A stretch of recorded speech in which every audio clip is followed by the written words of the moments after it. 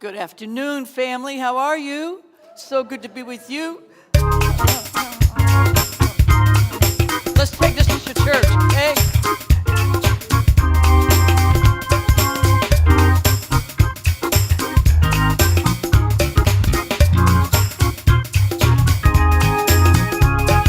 I'm choosing heaven today. Yeah. I'm choosing heaven today. I am walking the road of heaven right now. I'm choosing heaven today. Come on now. I'm choosing heaven today. I'm choosing heaven today. I am walking the road of heaven right now. I'm choosing heaven today. Let's choose some love. I'm choosing love today. I'm choosing love today. I am walking the road of heaven right now. I'm choosing love today. Let's choose some joy. I'm choosing joy today. I'm choosing joy today. I am walking the road of heaven right now. Singing, I'm choosing joy today. I'm choosing peace today. I'm choosing peace today. I am walking the road of heaven right now. I'm choosing peace today.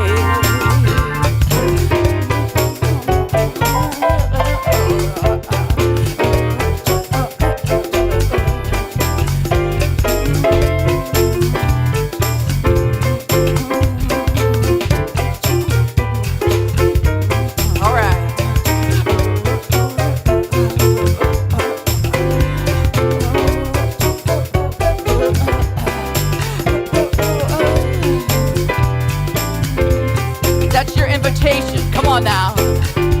Woo!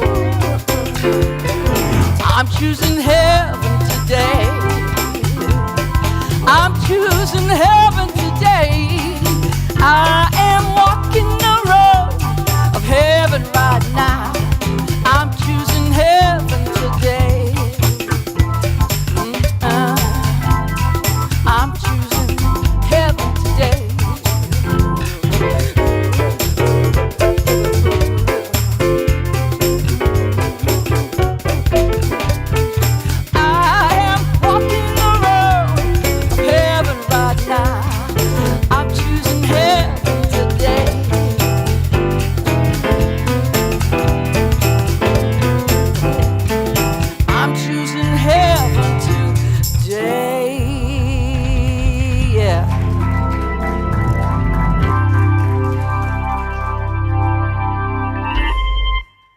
We got there. We got there. We got there. Do you like that? Yeah, me too. Me too. Music just is a way for me to give praise and thanks. And thanks and praise and thanks.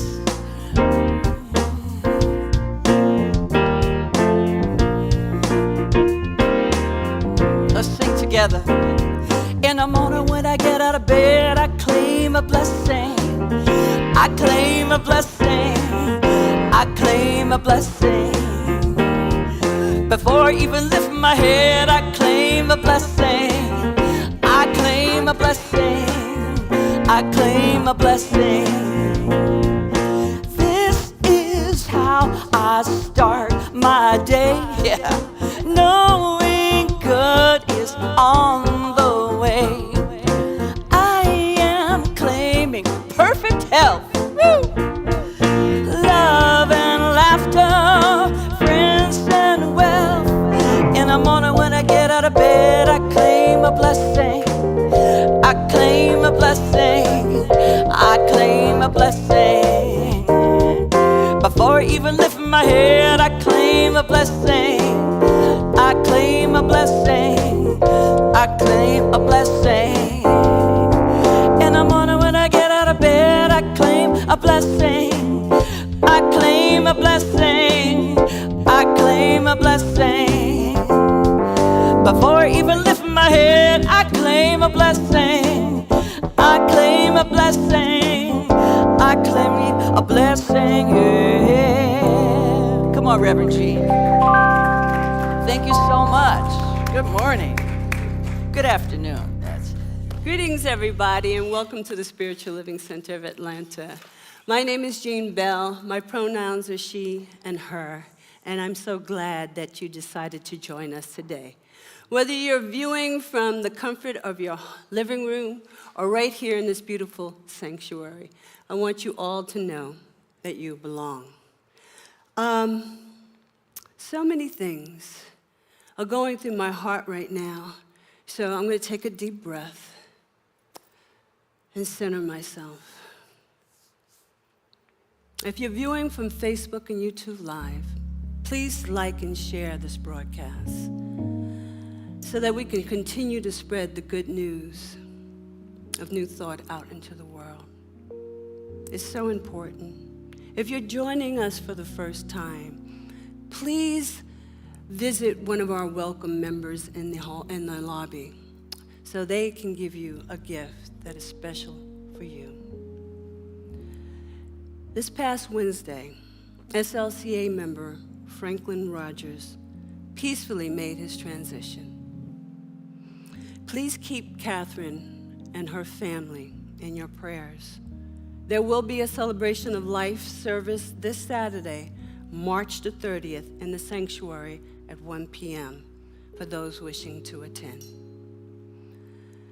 All right, let's take a deep breath in. I'm going to read through this afternoon's monthly affirmation, and then I'm going to invite you to say it with me. I rise to meet the new day, filled with confidence and strength. I rise and go forth into the new dawn, inspired and refreshed by the living Spirit within me. Now please join me in saying this all together.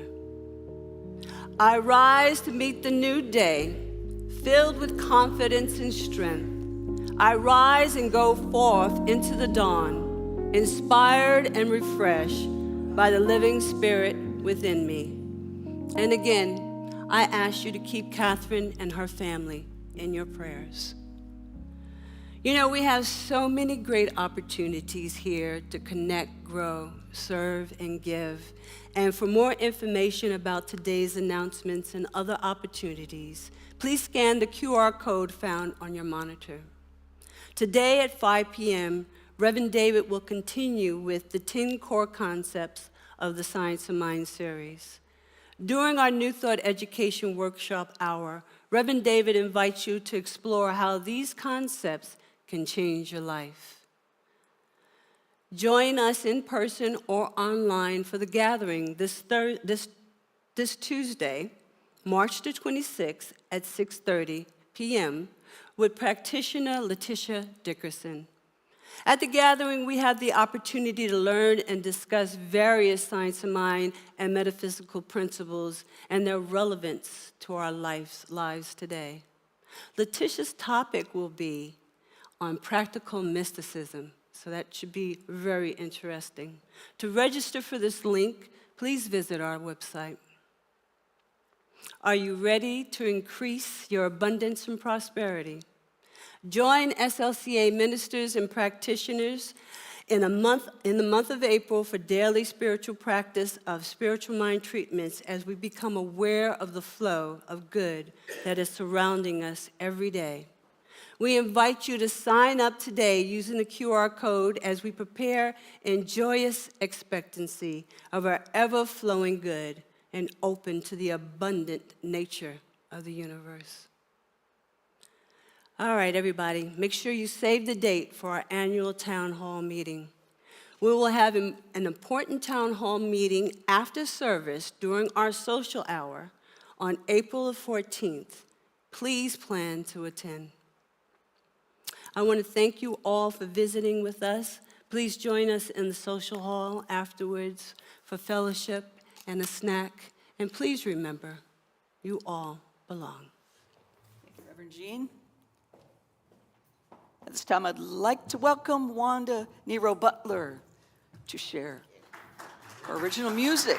Yes. Good morning. Good morning. I would love to share a song with you that came through spirit, and we're going to do that. But I might need you to sing along with it. Is that all right? That's all right? Okay. Here it's called Let It Flow.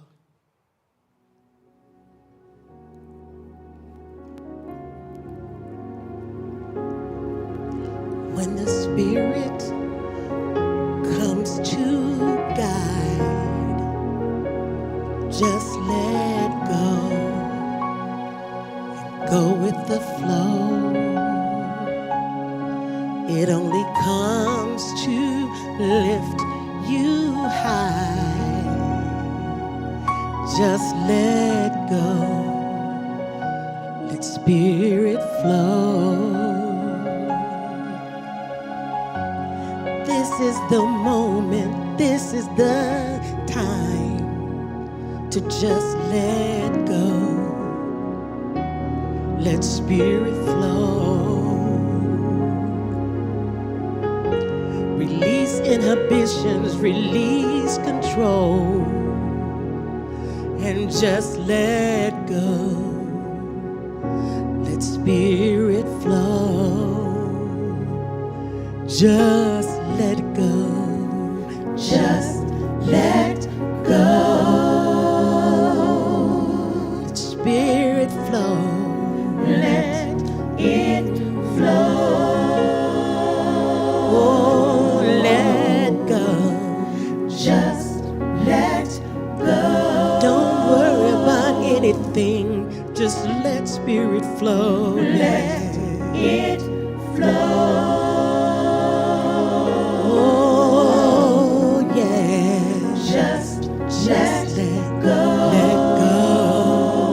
Let the Spirit flow. Let it flow. Don't worry about anything. Let go. Let all negativity go and let the Spirit flow. Oh, just let go. Whatever you're holding on to, let it go. And let the Spirit flow.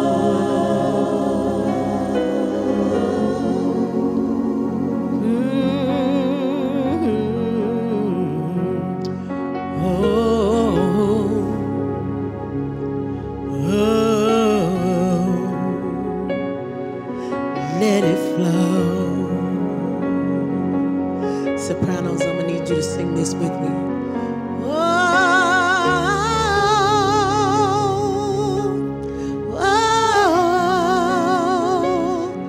let it flow.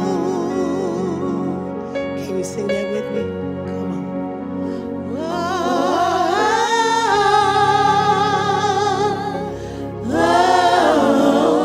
Just let it flow. Just let it flow. Sometimes the Spirit will come and give directions. It will come to bring life, to bring joy. And we won't let our stuff go. And let the Spirit just flow in our lives. This is a moment. Oh,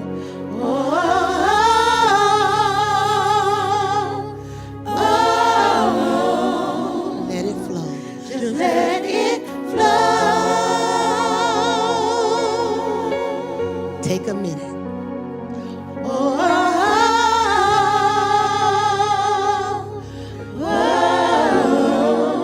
Just let it flow. Just let it flow. Come on and minister to yourself. Oh,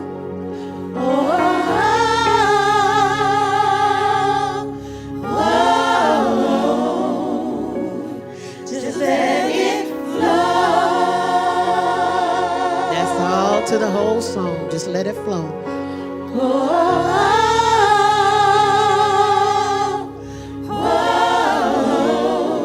Just let it flow. Just let it flow. Just open your hearts and your mind to the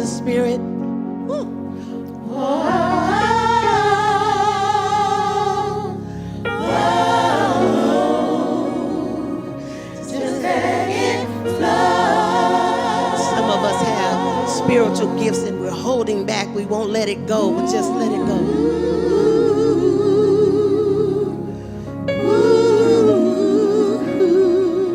Just let it flow. Let it flow.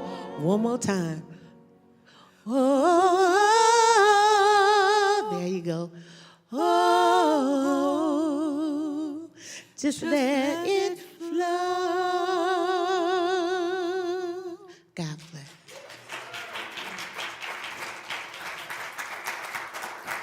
I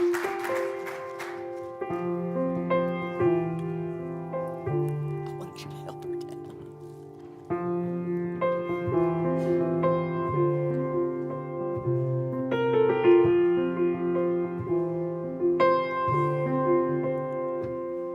Open your mind, unfold your heart, relax your senses, feel every part. You ain't got a thing to fear, looks like love is growing here. So take your guard and let it down. Go deeper still until you come unwound. Unbound. Breathe every breath. Release your cringe. Love without waiting. Slowly unhinge. 'Cause you ain't got a thing to fear. Looks like love's growing here. So take your guard and let it down. Go deeper still until you come unwound. Unbound.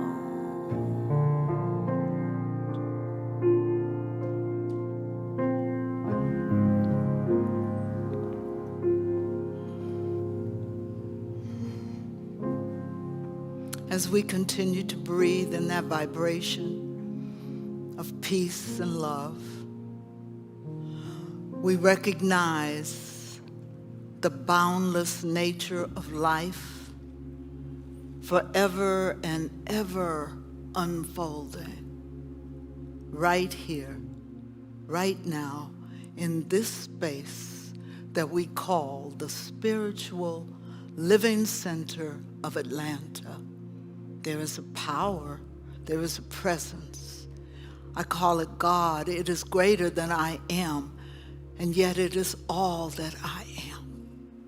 It is love itself expressing beautifully and bountifully, never-endingly throughout all of its divine creation.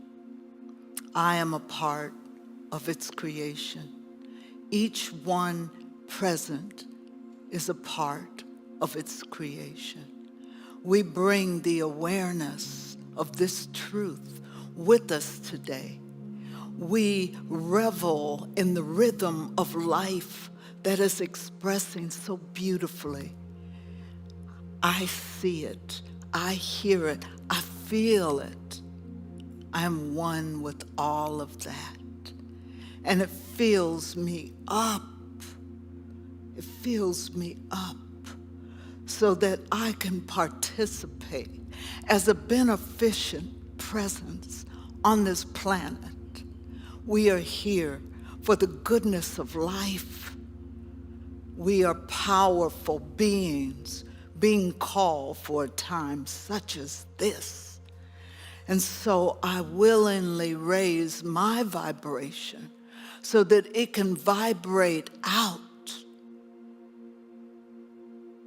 And I invite you to raise your vibration because it's the only vibration that it is.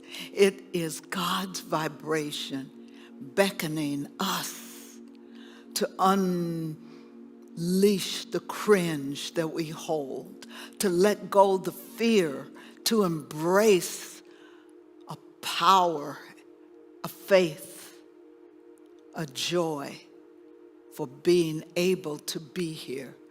So many have gone on. We will see them another day, but we are here this day to do God's work. And I choose to do that, to remember the truth, to practice it every day, to bring the light. And with gratitude in my heart, I say thank you for the opportunity to be a part of this glorious experience here. I'm so grateful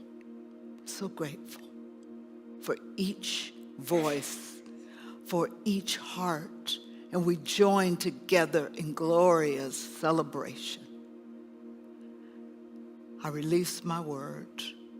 There is a law, an immutable law. It never changes. It responds to the vibration of my feelings, to the words that have been declared. It responds to the joy in my heart, and it returns to me all that I have given unto it. And so I say thank you. I let it be, and together we affirm. And so it is. So it is. Thank you.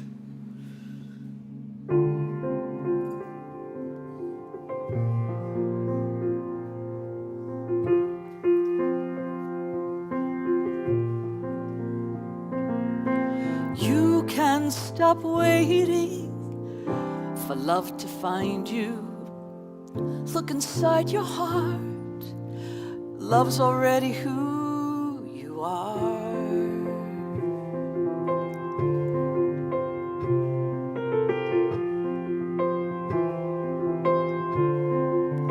So lift up your voice.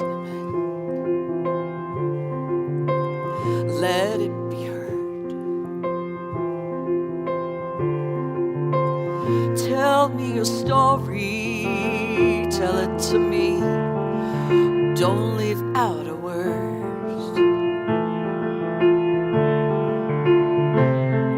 'Cause I think I have been there too. I'm a seeker just like you. You ain't got a thing to fear. Looks like love is growing here. So take your guard and let it down. Go deeper still until you come unwound. Unbound.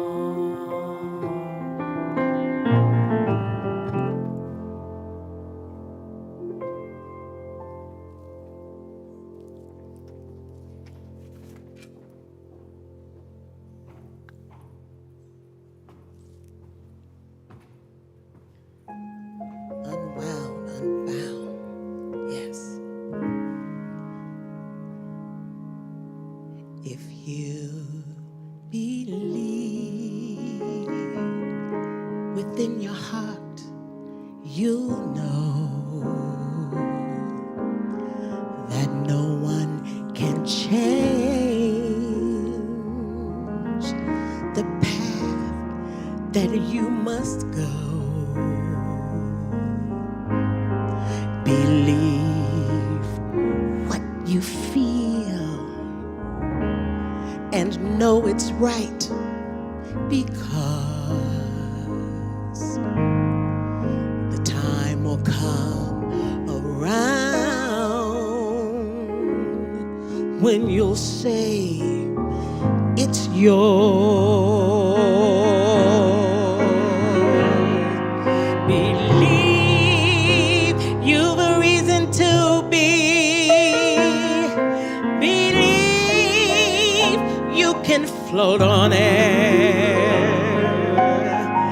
And from the moment you try, if you believe,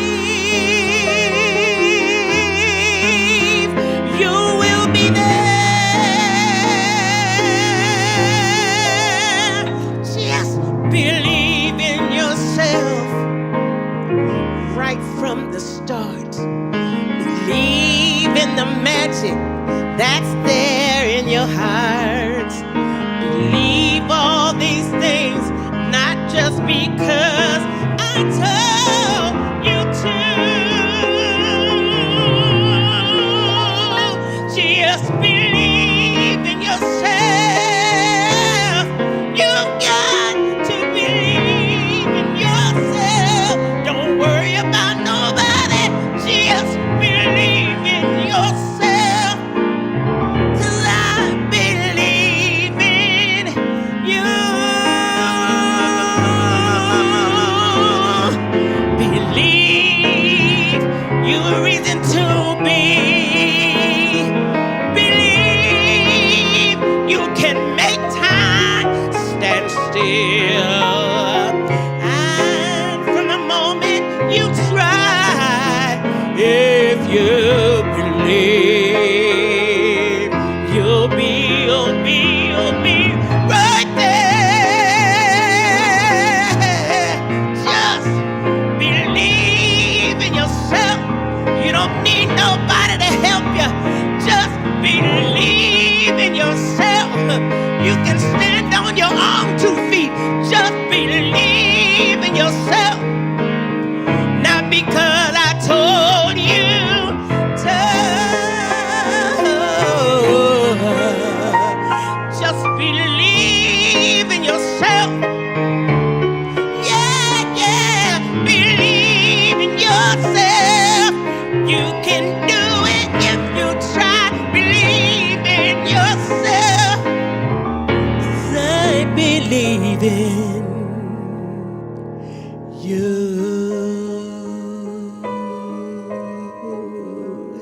You can do it.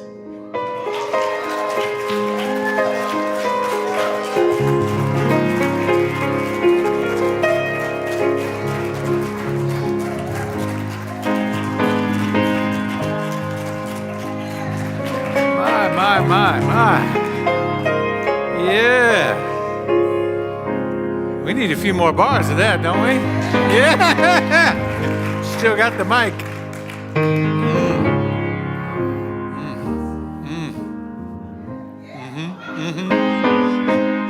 Believe in yourself. Come on, y'all. Believe in yourself. Nobody can tell you any different. Just believe in yourself. As I believe in you. I believe in you. Yeah. Juan De Niro Butler. Yes. Give her some love. Give her some love. Yeah, hug yourself. Believe in yourself. Feel that. Good afternoon. Welcome to Palm Sunday. Welcome to another great day here at Spiritual Living Center of Atlanta. We're glad you're here today. Amen. Glad you came. Glad you came out. Thank you for watching online on YouTube and Facebook as well. We are in this series all month long, Seize the Day, looking at the female voices of New Thought in particular, and also looking at the great inspiration that they give and the principles that are hidden within the magic of this teaching. We've been exploring this theme, how we capture the moment of our lives and use our consciousness to its highest possibility. We've been looking at this through this lens, the tools that we're using today and all month long. The principle of consciousness. What we're always using in our life is the principle of consciousness. The spiritual law is the law of change, which is about change and transformation, how to move from one idea to the next, how to move to a new thought, a better idea about ourselves, about our health, about prosperity, how to believe in ourselves. And through the spiritual practice, what is embedded at the heart of the New Thought tradition. I'm sorry, I didn't introduce myself. My name is David Alexander. I'm the spiritual director here. My pronouns are he and his, and I'm delighted that you're with us today. I was just so swept up in the music, I just had to ride that wave right into the message. Don't let anything stop you. We don't want formality to get in the way, but welcome again. Through the spiritual practice of mindfulness, that's what brought it to me. I said mindfulness, and I was like mindful of what I had skipped over. Amen? And so that's what we use, consciousness, change, and mindfulness. Today also signifies for the Christian faith the beginning of Holy Week and all of the things associated with Easter, Monday, Thursday, Good Friday, and Easter Sunday next week.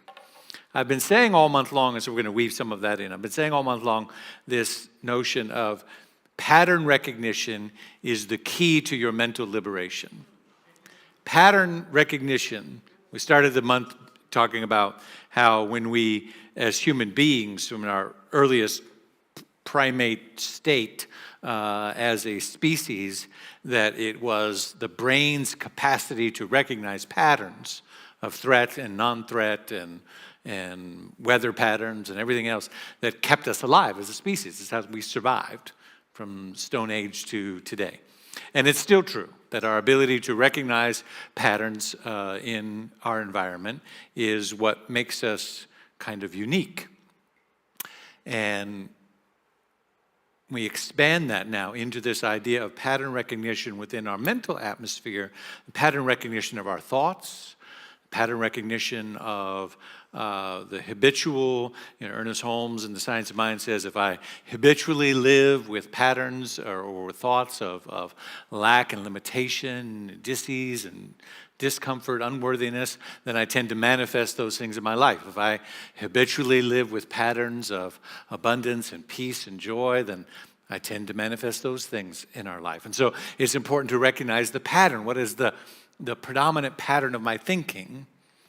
And when does that pattern change? Last week we talked about the things that kind of keep us, that distract us, what I called soft addictions, which comes from a book by the same title, Soft Addictions. Judith Wright, I think, is the author of that. And she talks about all those things that get in our way, from the scrolling on the phone to Netflix to the series, binge watching and food patterns and all the small things. Soft addictions, she calls them, because they don't seem like big things, but they're the little things that build up that actually are keeping us from recognizing something or stepping into something or addressing something. And so pattern recognition is still the key to our mental liberation. Are we paying attention to the signals? And so this week, as we move into the spring, to the equinox, to Easter, to all of those things woven together, I want to speak to that pattern recognition that is there, which the Christian church, by the way, took advantage of, right? The Christian church said, well, it's the equinox and the spring and it's actually the divine feminine and the fertility of the earth and of life and the abundance of nature, that we're actually speaking about this story of renewal and rebirth and this particular story that we have about this person and the myth built around him and his consciousness, and grafting it on to this pattern that is eternal, that is, right, that's a pattern recognition from the church. And just as they did with Christmas, they went, well, you guys are already doing a party. Okay, great. Right? You're already doing something, right, around the 25th. Tell you what, how about we call it this? Right? We're recognizing the pattern. We're seeing that human beings need to come together at this particular time. We're seeing that there's something happening in nature at this particular time. And let's take the story that we're trying to tell and graft it onto that. Not out of any nefarious, although sometimes when we go back and look at the history, but we're speaking metaphysically now to say that there is an eternal something that can't be resisted. Right, that will find its way through all of those patterns. right? Just as it is in our life, there is something, if you're listening closely enough to your life, that you can do all the distracting and all of the avoiding and all of the looking the other way, but there's a pattern of something that's trying to emerge. And it's finding its way to grafting onto the things that it needs to get your attention. Have you noticed? Right? And so that's what's happening around us as well. I grew up in this particular teaching of New Thought, and I always loved Easter. I thought it was such a metaphysical, holiday and religious pattern and religious story that I sometimes was curious when I belonged to particular churches where, sometimes New Thought churches are less Christian focused and sometimes they're more Christian focused. That's both true both within the unity movement, which tends to lean more Christian in its identity and expression than religious science or Centers for Spiritual Living. But even within those two, you still have spectrums where some unity churches are less so and more so on this, in this particular way. And so for me, I didn't grow up with any of the dogma. I didn't come to this church to try to run away from something else. Right? I wasn't burnt out. I wasn't avoiding something. I wasn't abused or hurt, thank you, God. I didn't have any of those things going on. So I was intrigued by the mystery of anything, and everything. And because we live in a Christian-dominant society, I was intrigued by, what would it look like to embrace this? And so I've done the Palm Sunday in New Thought with the pageantry, and I've worn the robes, and we played the pipe organ, and we served communion. I mean, we were like high church. We've gone all out, right? And it's beautiful because there's something eternally happening there that our soul recognizes. But it's not about any of those things, right? We can let go of all of that as we have today. We don't have any of that stuff going on. But there's still something. I love the spiritual journey that is at the heart of Easter because it centers a particular question that is actually at the heart of New Thought teachings. And it does so in a really dramatic tale, right? A really wonderful story and a lot of mythology and places that it borrowed from to do that. And I'm not going to go through all of that today or even next week. And I've done that many, many years in a row. I've just gotten in there and broken it all down. But today I want to focus on what that question is. There's a question at the heart of Easter that is part of the liberating freedom of our soul, that our soul is seeking. It's the same question that allows me to continue to do this work this year, starting next month, April, May, 2 months from now. I'll hit my anniversary of 20 years as a licensed minister in New Thought, right? A little bit later in September 2004 is when we started my ministry in Oregon. So it was kind of a window there from when I was licensed to when we started the church. So 20 years as a pulpit minister. That's a long time. And at my age. I have a friend, one of my mentors, Reverend Dr. Petra Weldis in Dallas, and this year she's celebrating her 40th year. And I'll just say that I won't tell you her age, although she did post it on Facebook, but it doesn't start with a 7.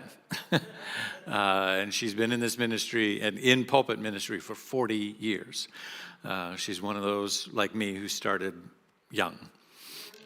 And, right, so she's the one who told me it takes 15 years to become an overnight success. In ministry. So I think I'm somewhere in that range, and I look forward to reaching some of the milestones that she's reached in her life. But this question continues to drive me. It's like a lot of people do a career and then they drift off to something else, or they're raised in a particular tradition and they drift away from that because it didn't have enough meaning for them.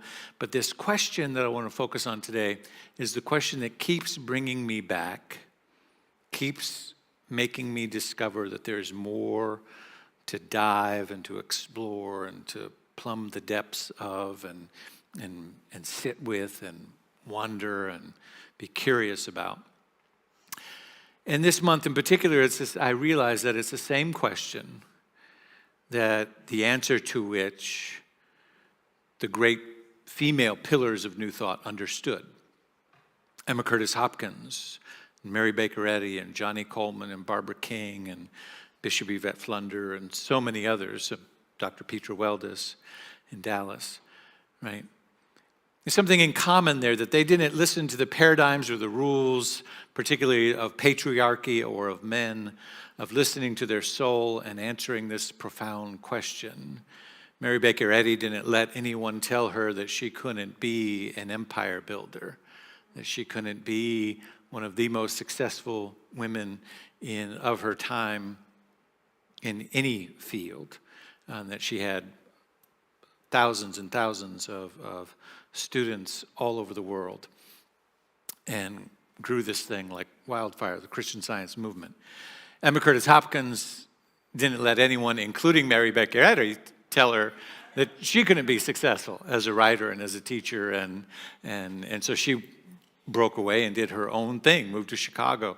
She was married with kids, and nobody told her, oh, well, you can't do that because you're married and you got to raise the kids and you got to do this and you got to do that. She said, nope, I'm out of here. In fact, her husband, years later, filed for divorce and I don't know, sought to have her arrested, but accused her of abandonment because she just left to do what she was called to do. I don't know if she sent money home or what she did, but he later said, she abandoned me, right? But she didn't let anybody tell her that she couldn't do that.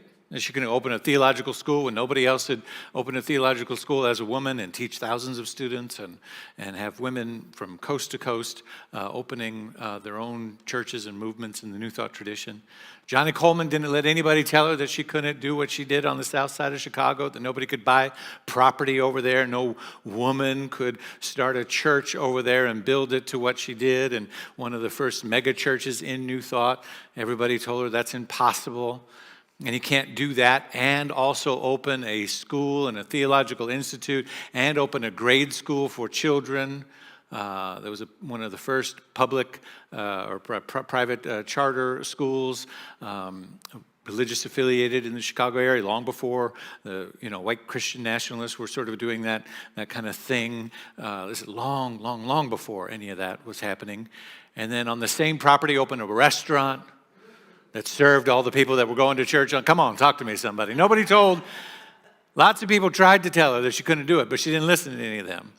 And nobody listened to Barbara King, Barbara King did not listen to anybody who tried to tell her that she couldn't do the same thing on the side of Atlanta that she did on the Hill and do all the great work that she did. Nobody told Yvette Flunder, and she didn't listen to anybody who tried to tell her that she couldn't start her own movement and be the archbishop and prelate of a movement that is growing rapidly, filled with LGBTQAI plus community and the African American community. They all listened to something deeper.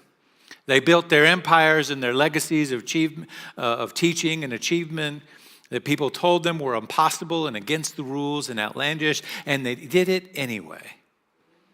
And we ought to ask ourselves, how and why? And the how and why there is because they answered one simple question. Palm Sunday, in many ways, begins also as a moment of consciousness that seeks to fulfill the answer to this question.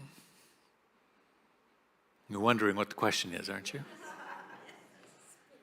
As we awaken spiritually into new ways of being, the realization that we are bigger than we thought we were, as we grow and evolve in our spiritual consciousness, the question becomes, what are we going to do about it?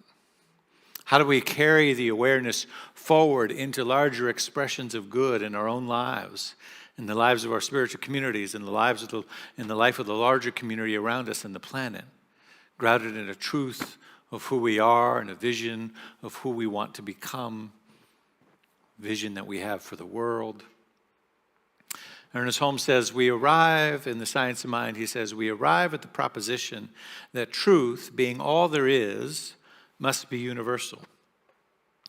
Next, we prove the theorem that truth is indivisible. Having nothing unlike it from which to divide it, being all, it remains a complete unity. The indivisible wholeness of truth includes all that is, and since I can say I am, truth includes myself. I'm beginning to get closer to what the question is. You can probably feel it, can't you? It has something to do with this indivisible truth. It has something to do with this capacity to say I am. I love this passage from Ernest Holmes. He says, the urge in us which causes us to say I am is God. The urge in us which causes us to say I am is God. Hence our self-awareness is its self-awareness. That's really good right there. Our self-awareness is its self-awareness.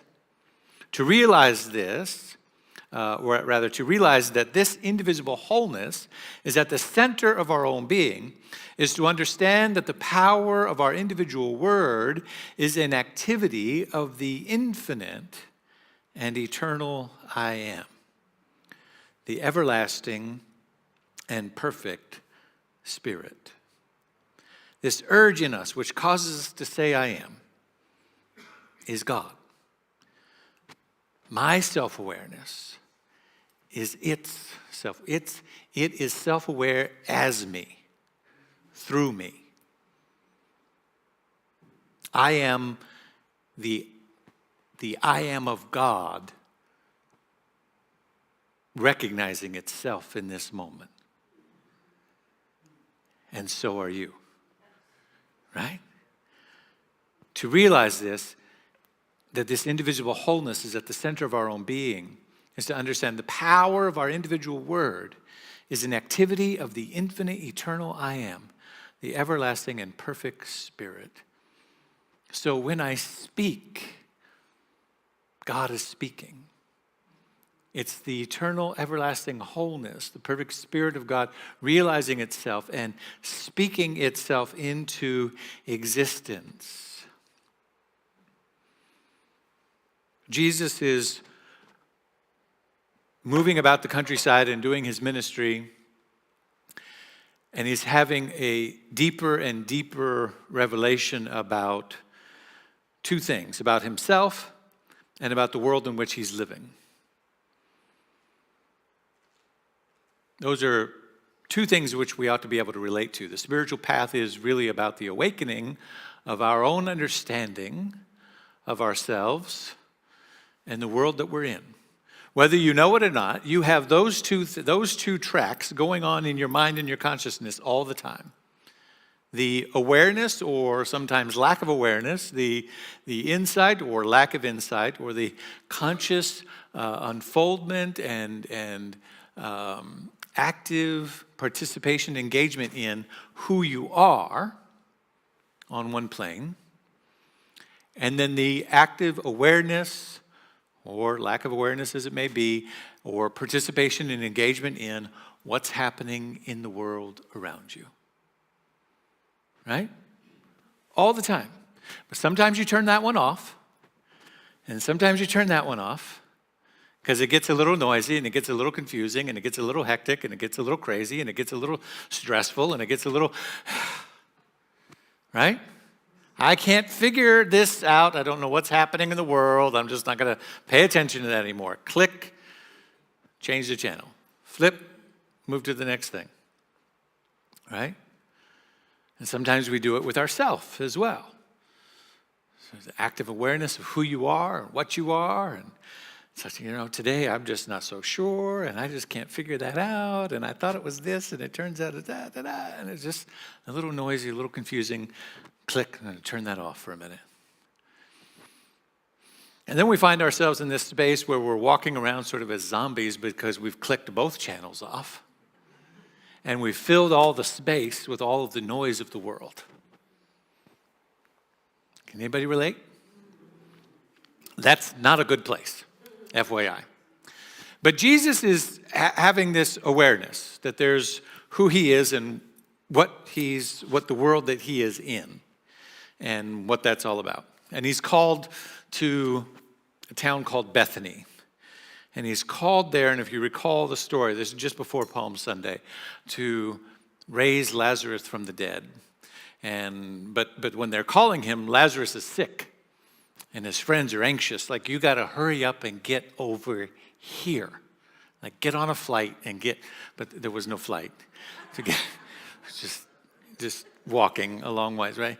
But he's busy. He's doing his thing. And he's occupied with his ministry and his travel and his, and he's signing autographs and, right? He's doing his thing. And so he takes his time to get there. You ever had the anxiousness of somebody else who wants you to do something? And you're just like, I will get to that when I get to that. Thank you very much. Right? So this is the space that Jesus is in. And he gets there. By the time he gets there, Jesus is dead and in the tomb, and everybody is upset. If you had gotten here 3 days ago, everything would be all right. But Jesus understands what's really happening. Jesus understands what's happening on those 2 tracks. And so he has the capacity to just simply call Lazarus out because he understood the perennial question at the heart of his being, which is that same perennial question which I have proposed is at the heart of New Thought teaching. It's at the heart of these women that we've honored this month. It's at the heart of what's happening eternally in the earth. And the question is this. Since you know who you are, what are you going to do about it? You notice it's a completely different question than asking, well, who are you? Or even, do you know who you are?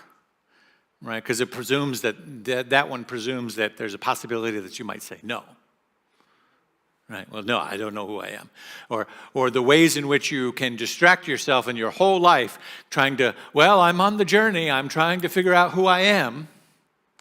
No, the New Thought question, right? God being all that there is, right? As we were just saying, right? This urge that causes us to say, I am, that we arrive at this proposition that truth being all that there is must be universal. All of those things, all of that wisdom from the ages, what lies at the heart of New Thought awareness is that since God is all that there is, and since God is aware of itself and your self-awareness is God's self-awareness, then there's something at the very heart of you that already knows who you are. And in this, right? I mean, that'll preach right there. That's what they say. That's what they say in seminary. They say, that'll preach, right? Because there's all of this noise, all of the noise from the world, and all this noise from your own journey that would seek to come in and argue with that. I say, well, yeah, but and I'm at this place in relationship, and I have this thing going on in my finances, and I don't know about this and that and the other, and the world is such a mess, and I don't know where my place is in, and I've been seeking. But if you quiet all of that down and distill it all down enough, and you just listen to the way this is phrased, since you know who you are, what are you going to do about it? There's something very quiet and still at the center of your being that regardless of how much evidence you would want to throw at me right now that would say otherwise, that knows exactly what I'm talking about. There's something within you that knows, and it knows that it knows that you are. And it has nothing to do with roles. It has nothing to do with responsibilities. It has nothing to do with, how am I going to make money and how am I going to do this and where am I going to go and how am I going to make enough to retire and to do this, blah, blah. No. It's beyond all of that. It is the presence of God. It is the divine spark of wholeness and truth and love. And it knows And when you say yes to that, when you affirm that, when you go, well, yeah, I guess there is something inside of me that knows that it knows, right? That I am the presence of God. I am the everlasting and perfect peace of spirit. There's a wholeness within me. Then what happens is, can you feel it? It's happening now, inside of you. I know this because I know this journey, right? Everything softens. It's like, oh, thank God. Like there's something inside of you just going, oh, thank God you finally recognize that I have been trying to get your attention. Woo! Right? I've been pushing and fighting and trying to get you to recognize and see and argue with your doubts and your fears and your lies and your this and the programming and all of the stuff. And finally, when you got quiet enough, that something said yes inside of your soul. Now the question is not who are you, not do you know who you are, not because that will just send you on this rabbit chase for the rest of your life. You say, well, I'm just busy, I'm off, and that was New Thought in the 80s, well, I'm trying to discover my inner child, Okay, great, that's good. As I used to say, when you take a toaster and you unplug the toaster, you leave it unplugged for any amount of time. And then you come back to it sometime later. It could be an hour later. It could be 10 years later. You plug it back in. You put a piece of bread in it. You press the lever. What does it do? It makes toast. Why? Because that's its job. Because it knows who it is. It knows what it is. Right? It doesn't wake up and go, oh, well, I've been unplugged for some time, and I'm not really sure how much time I've been unplugged from the source that fuels my purpose and my being. But I'm a little anxious about that, and I need to figure that out. I need to maybe take a seminar and get in touch with my inner toaster. And it just goes back to work. You understand? So when Jesus is called to Bethany, how do you jump from a toaster to Palm Sunday? I don't know, but watch it. Here we go. When Jesus is called to Bethany, he knows who he is. He knows who he is. The question is, what are you going to do about it? You have to face the question, are you going to live? Are you going to express who you are and be who you are in the midst of the chaos, in the midst of the confusion, in the midst of the world being the way it is, in the midst of your own doubts and fears and wonderings about it, in the midst of the world and the economic conditions and the political conditions and all the otherness of the world, in the midst of that, those things are not the question. The question is, since there's something within you that knows who you are, what are you going to do about it? You're either going to show up or not. And so Jesus, when he shows up, is not concerned with the fact that he's late according to some people's expectations. He's not concerned with the fact that Lazarus is already dead and if he'd gotten there sooner and other people are upset with him and He knows who he is. He knows what he has the capacity to do. So Lazarus, come forth. We got things to do. Come on. There's a party gathering in Jerusalem, and they would love to see you. And that's why he got in trouble. Because the Roman authorities said, if he knows who he is, and he's going around telling everybody who they are, and if they wake up the way he's woken up, then we're not going to have our power and authority anymore, and that is really dangerous. Right? So he's got to go. And if he brings Lazarus with him into town, then they really got to go. We got to make it like this never happened. Right? And that's the whole danger and the whole setup of what is going on there. Because when we know our true nature, then the question is, what are we going to do about it? Are we going to show up? We move and shift from a world of trying to get something, because when we're occupied and preoccupied with questions of who we are and questions of what our role is in the world and all of those other things, then we can get trapped easily into spiritual consumerism and habits of acquisition, trying to get something. I just need to, if I can just get the right insight, if I can just get the right prosperity, if I can just get the right job, if I could get the right certificate or the right degree or the right this or the right that or the right acceptance or the right something, and we shift from getting to having and maybe eventually being, right? But Jesus usurps the whole game. The Christ presence that existed in Emma Curtis Hopkins and Mary Baker Eddy and Johnny Coleman and Barbara King and Peter Weldes and Bishop Yvette Flunder and so many others, and in you, usurps the whole game. We're not going from getting and to having to trying to be something eventually someday out there. Now, the shift is shifting from habits of acquisition to patterns of expression. You go from knowing to showing. Go from knowing to showing. Since there's something within me that knows who I am, then I'm just going to show it. Since there's something that already, nope, there's something within me that does know. I get that I'm confused. I get that I'm wrapped up in the world's expectations and the paradigms of what I'm expected to do or not do and all of those other things. But there's something within me that does know. And since that's something within me, the whole premise of the New Thought teaching is that as you begin to listen to that voice, your life changes. Affirmative prayer, meditation, contemplation, all of those things are geared towards not trying for you to get something, not acquisition, but from knowing to showing, patterns of expression. There's something within you that knows who you are. Listen to that, and then follow that wherever it goes. Palm Sunday is the invitation to that triumphant return of the Christ consciousness of love and oneness within the infinite power that created us. God, as the Christ, as this man, Jesus of Nazareth, knows who he is, and he's willing to show it. He's willing to show it, and when you show up and you're willing to show it, there will be those who gather to cheer you on, to say, oh, thank God you showed up and you're expressing your authentic self. Well, we love it when people express their authentic self because we think they're doing the work for us. Which is why the same people that are cheering on Sunday are jeering on Thursday and Friday. Because the tables turn and he says, I ain't here to do it for you. You're going to have to do it for yourself. It's the God within you. And they say, no, we liked it better when you were doing it for us.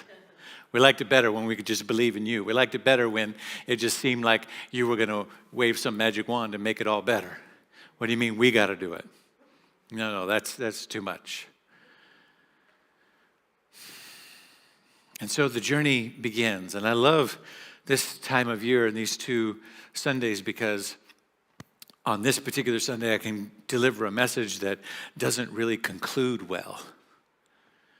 Because I got next week, right? I get to kind of just leave some things hanging here because I want you to come back next week and we'll take it from there. But there's a cost to be paid when we're willing to listen to that inner voice. There's a cost to be paid that says, since you know who you are, what are you going to do about it? Are you willing to listen to it no matter what it says? And then all the stuff that surfaces, yeah, but they might not like me. Yeah, but I might not be successful. Yeah, but it might cost me this. But the world is the way it is because too many people have turned off the channels and are not listening to their authentic self. And it only got that way because we were unwilling. That's why the authorities got so upset. Oh, if he gets people to turn on that channel, we're all in trouble. We've set up this whole game to keep them asleep and keep them locked down and keep them occupied and keep them paying their dues and showing up and doing this and all the things. The system will fall apart if they wake up to the divinity of their whole self. We can't have that. As John O'Donohue says it this way, once you start to awaken, no one can ever claim you again for the old patterns. Once you start to awaken, no one can ever claim you again for the old patterns. Now you realize how precious your time here is. You're no longer willing to squander your essence on undertakings that do not nourish your truth self. Your patience grows thin with tired talk and dead language. You see through the rosters of expectations which promise your safety and the confirmation of your outer identity. Now you are impatient for growth, willing to put yourself in the way of change. You want your work to become an expression of your gifts. You want your relationships to voyage beyond the pale frontiers where the dangers of transformations dwell. You want your God to be wild and to call you to where your destiny awaits. Take a deep breath. And hear that again as I invite the practitioners to join me in prayer. I invite you to just rest in the consciousness of this moment, this story that surrounds us of this triumphant entry into Jerusalem. It is a moment not just of historical significance or religious significance. It's a moment in consciousness of spiritual and inner development. A moment that says, I know who I am, and I know what I'm willing to do about it. I'm going to march right into that mess. I'm going to march right into that situation and show everybody who I am. I'm going to pull the veil back. I'm going to stop playing small. I'm going to let my authentic self be seen. Once you start to awaken, no one can ever claim you again for the old patterns. You're impatient for growth, willing to put yourself in the way of change. You want your work to become an expression of your gifts. You want your relationships to voyage beyond the pallid frontier where the danger of transformation dwells. You want your God to be wild and to call you to where your destiny awaits. This week, let this wild divine presence call you to where your destiny awaits. There's something within you that knows who you are, and it knows that it knows. You just have to convince yourself that you know. Your ego self, your getting in the way self, your occupied self. It knows too. Allow yourself to pay the cost. To let go of everything that's no longer serving you. All of the playing small. All of the otherness. All of the distractions. All of the smallness that gets in the way. So that you could show up to something bright and beautiful and everlasting. Something eternal and real. Something that's more beautiful and abundant than you could ever possibly imagine.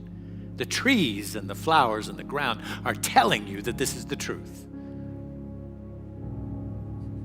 No matter of shenanigans can ever cover it up. No amount of patriarchy and other gamesmanship that humanity is playing can ever cover it up. That's why no matter how hard the church has tried to erase the divine feminine, we still call it Easter, Esther.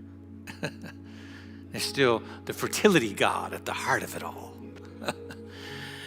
There's still Mother Nature all around us, begging us to see that there's something eternal at the very heart of our being. Everything else is just the best we can do to try to illustrate a story that keeps up with what nature has always told us is true. Breathe that in.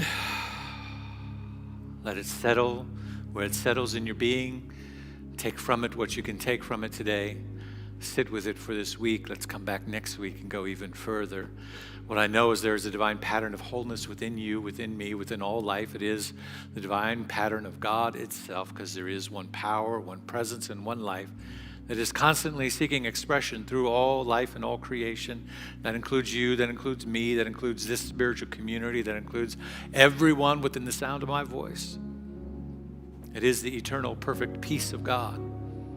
It wants to reveal itself. It wants to reveal itself in Gaza, in Israel. It wants to reveal itself in Atlanta, and in Portland, and in Kansas City. It wants to reveal itself all over the world. Everywhere present, in you, in me, in this moment. It wants to reveal itself in our politics and our policies. It wants to reveal itself in our humanity and our compassion. It's begging recognition, waiting for that sacred yes from you and from me so that it can be born again and transform everything.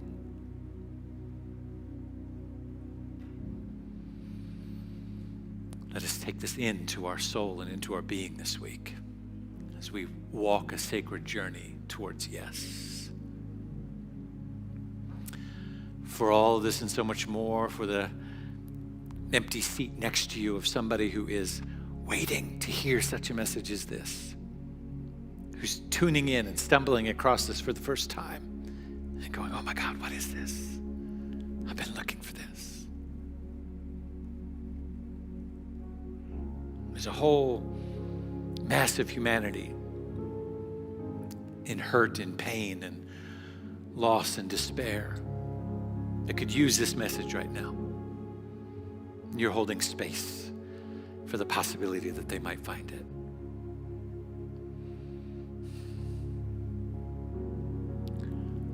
So for this and so much more this day, every day in the life of this community, Spiritual Living Center of Atlanta, a divine idea that has all that it needs, I give thanks and I let it be.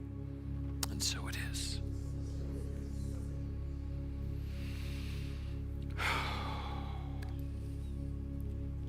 I want to just continue to hold that space as we move into our offering and extend that invitation to you, that idea that next to you, around you, in front of you, behind you, there's a seat that is waiting to be filled by someone who longs for this place.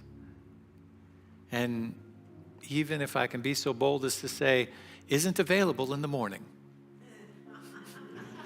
That the afternoon is perfect for them. They just don't know. It never occurred to them. Never occurred to us, right? Until we tried it. It never occurred to them. But there's something in them that's drawing them here, even now. And part of what makes that draw complete and what holds that space is our gifts, our tithes, our offerings, our support, our visible demonstration, and our physical, tangible connection to this thing that we say with our energy, with our love, with our financial resource. We support it. Not just because we feel good and we like what we experience and the music and the message and the fellowship, but because we want that opportunity to exist for someone else. So we have our containers in the room for checks and cash that you can move towards at any time during the service. We have our QR code on the screen, our website, our text to give, 404-800-9467, which you can text any dollar amount to that number, and then it will prompt you for all of the rest right there on your phone. And for all of us who have it already set up to do so automatically every month, any amount, we thank you in advance. Let's hold all of that energy, this sacred opportunity and obligation to be connected to something that feeds our soul in such a deep way, as we bless our gifts with these words. I live in a universe of abundance. As I freely and joyfully give, I join the divine flow, and all that I share with life returns to me multiplied abundantly. And so it is. So we are. Peace and blessings. Blessings. Woo, Reverend Dr. David Alexander, thank you. It has been a joy to be with you this afternoon. Let's close out with our favorite song. We envision a world that works for everyone and for all of creation. We see all people, all beings, as expressions of God. We see a world that works for everyone. We envision a world that works for everyone and for all of creation. We see all people, all beings as expressions of God. We see a world that works for everyone. We envision a world that works for everyone and for all of creation. We see all